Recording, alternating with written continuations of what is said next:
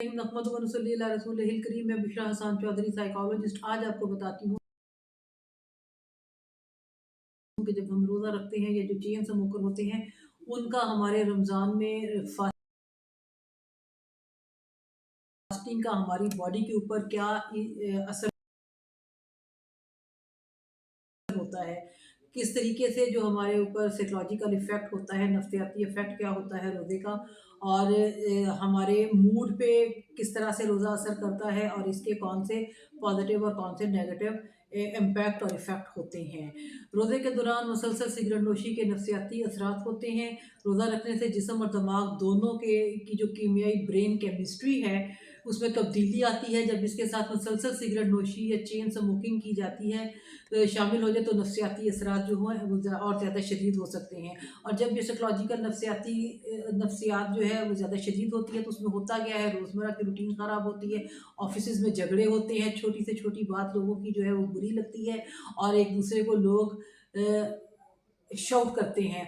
और some time तो offices में हमने देखा है कि गाली-गलौज तक बात पहुँच जाती है और गिरेबान पकड़ लेते हैं, क्योंकि उनके जिस्म के अंदर इस किस्म के केमिकल जो हैं वो इन्वॉल्व हो रहे होते हैं, तब्दीलियाँ आ रही होती हैं और वो मूड में जो है तब्दीली आ जाती है, चिड़चिड़ापन हो जाता है और उसके अलावा रोज़े के दौरान खून में जो है शुगर की सतह वो कम हो जाती है और तवानाई भी कम हो जाती है। जब आपका ब्लड शुगर कम होता है तो आपकी जो एनर्जी है वो भी कम हो जाती है, बर्दाश्त में कमी आ जाती है और निकोटीन जब नहीं मिलता, वक़्ती तौर पर डोपामाइन खुशी का हार्मोन जो है वो बढ़ाती है। अगर आप निकोटीन लेते हो तो वो डोपामाइन को इंक्रीज़ करती है और रोज़े की हालत में जब आप नहीं लेते तो उससे भी आपका कुछ देर के बाद अचानक उसमें जब कमी आती है तो तब्दीली आती है आपके मूड में।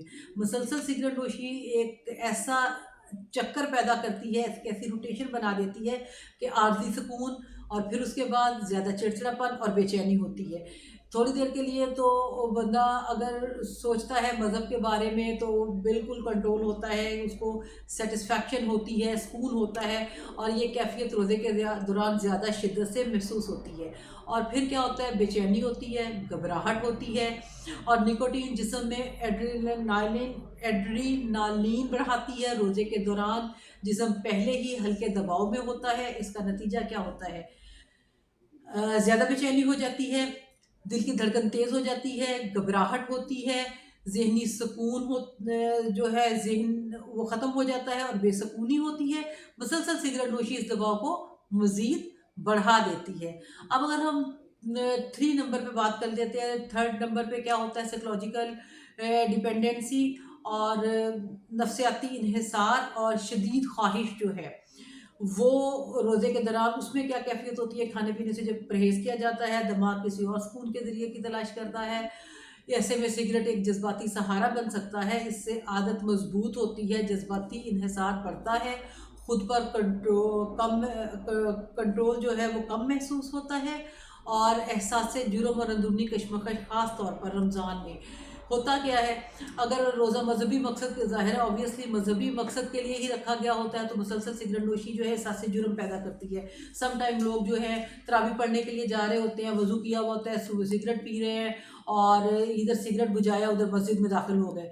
तो तरावी के बाद भी सिगरेट पीते हैं तो उनमें एक किस्म का गिल्ट आ जाता है, एहसास जुर्म का एहसास होता है, नीयत और अमल में तज़ाद महसूस होता है और हो सकता है और वो नहीं पी सकता। ये आपके ऊपर है कि आप कितना जो है आपका ईमान कितना मज़बूत है, कितना स्ट्रॉन्ग आप जो है रिलीजियस को फ़ॉलो करते हैं, मज़हब को फ़ॉलो करते हैं। रूहानी इत्मीनान कम हो सकता है किसी लेवल तक और कैफ़ियत मज़ीद उसमें क्या होती है कि ज़हनी दबाव हो जाती है, टेंशन हो जाता है, शर्मिंदगी होगी, खुद पर खुद ही तनकीद करोगे और खुद पर तनकीद करने से जो दोबारा सिगरेट नोशी की तरफ ले जा सकती है और फिर अगला स्टेप क्या हो सकता है कि ज़हनी कारकर्दगी पर असर पड़ता है।